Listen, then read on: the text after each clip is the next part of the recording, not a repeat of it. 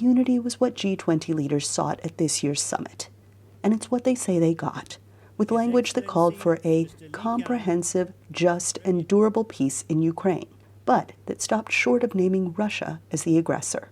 The group also agreed that the use of nuclear weapons is inadmissible. By removing the words Russia and the word aggression, they gave Mr. Putin a face-saving gesture, and we'll now wait and see if he then reciprocates by doing what all G20 members except him agree to, and that's getting out of all of Ukraine.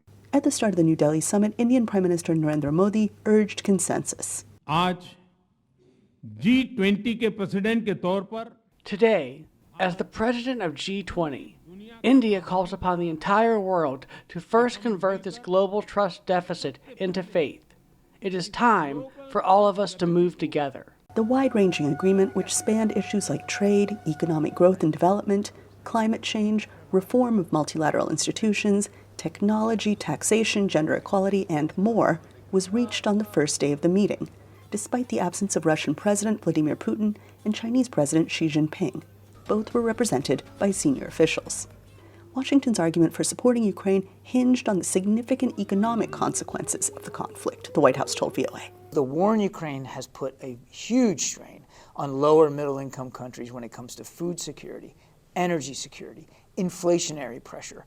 You can't discount the effect that Mr. Putin's war has had on the global economy. And what the president wants to pursue, and he'll mention the war in Ukraine specifically as he pursues this, are opportunities for these lower middle income countries to be able to pursue investment opportunities and loans for infrastructure development that are high quality, that are transparent, and that will really meet their local needs as best as possible. But Curtin said the leaders of the world's 20 premier economies could have been much bolder, especially concerning climate change. We live in a world full of summits, G20, G7.